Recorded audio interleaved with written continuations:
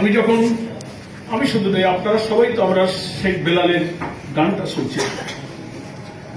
যারা বেলাল ভাই শাহাদাতের দিনে উপস্থিত ছিলেন খুলনায়, আজকে তার আবেগ উদ্দীপনাময় হৃদয় উজাড় করা যে আহ্বান, ঝড় যদি ওঠে মাস জুড়ে, এই গান যেমন শুনে তার চেহারাটা দেখলেন, সেই দিন বোমার আগুনে ঝলসে যাওয়া, পুড়ে যাওয়া মুখটাও তার দেখেছিলেন।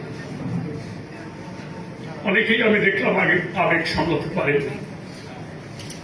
মুন্সি আব্দুল হালিমকে বিএল কলেজে কিভাবে জবাই করে মসজিদের পাশে সিঁড়ির গোড়ায় রাখা হয়েছিল।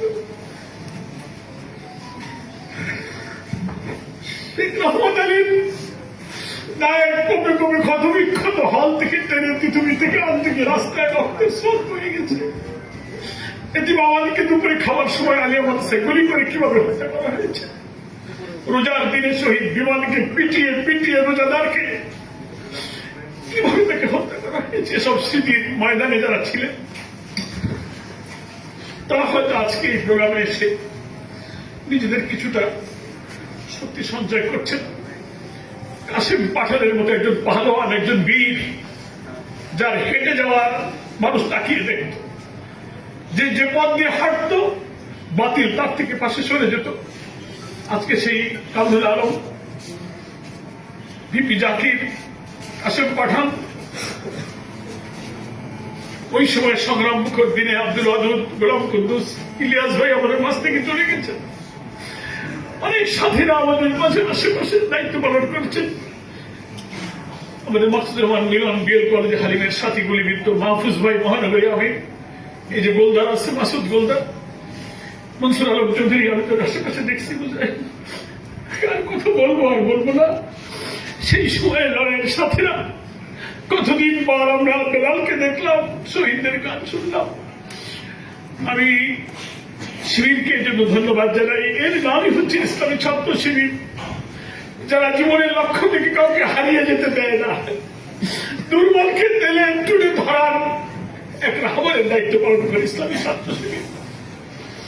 সেজন্য মল্লিকের যে গান, সংগঠন যদি না থাকতো তাহলে আমরা ইসলাম বুঝতে পারতাম না। এই গান আমাদেরকে আজও আপ্লুত করে, আন্দোলিত করে।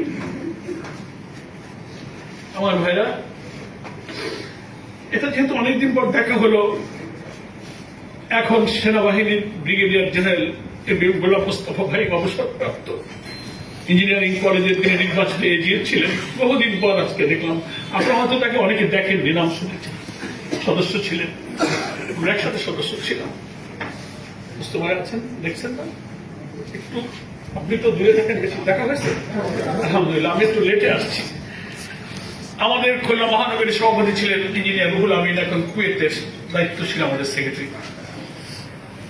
আমাদের আরো অনেক দেশে প্রবাসে বিদেশে অনেক ভাইরা আছেন, আমাকে ফোন করেন। মহানগরীর সভাপতি ছিলেন সিরাজ ভাই, বলে অসুস্থ, আসতে পারেননি না, আসতে পারেননি। রেজাউল হক ভাই সেক্রেটারি কি আসতে পেরেছেন? অসুস্থ, অনেক অসুস্থ হয়ে পড়েছেন। আমাদের এসব কথা স্মরণ করতে গেলে সময় চলে যাবে, আমি সেই সময় দেবো না। আমার যেহেতু আরেকটা এনগেজমেন্ট আছে বলে আমি সভাপতির কাছ থেকে ছুটি নিয়ে রাখছিলাম যে আমাকে 12টা 12টায় ছেড়ে দিয়ে। আমি ইসলামী ছাত্র শিবিরের এসব মজলিসে অনেকের কৌতূহল থাকে, স্মৃতিচারণ বলে একটা সুযোগ থাকে, এত সুযোগের সময় নেই। আমার ইসলামী ছাত্র শিবিরের ছোট্ট সময়কালটা প্রত্যেকের হক আছে, দেখা হলে একটু আগ্রহ থাকে। তো আমি ইসলামী ছাত্র শিবিরে সাথী হয়েছিলাম 1977 সালের 11ই সেপ্টেম্বর। তখন আমি বিএল কলেজে অনার্সের ছাত্র। সংগঠনে আমি তখন শিবির ওপেন হয় নাই, আন্ডারগ্রাউন্ড সময় সংগঠন চলত। কিছুদিন আমি এসএসসি পরীক্ষার পর 74 সালে আমার এলাকার কিছু বড় ভাইরা জাসদ ছাত্রলীগ করতেন, তাদের সংস্পর্শে প্রভাবে বছর খানেক জাসদ ছাত্রলীগের সাথে 74 সালে এসএসসি পরীক্ষার পর থেকে আমি যুক্ত হয়ে পড়েছিলাম। আমার এলাকায় ছাত্রলীগের অফিস ছিল, সমাজতন্ত্রের বই পুস্তক পড়তাম। 1-1.5 বছর সম্পর্কটা ছিল। 75-এর শেষের দিকে আমি জুন জুলাইয়ের পরে এসে আমি দাওয়াতটা পেলাম। আমাদের এখানে আছেন ইসলামী ব্যাংক থেকে অবসর নিয়েছেন মোশাররফ ভাই, খান মোশাররফ সামনে বসা আছেন।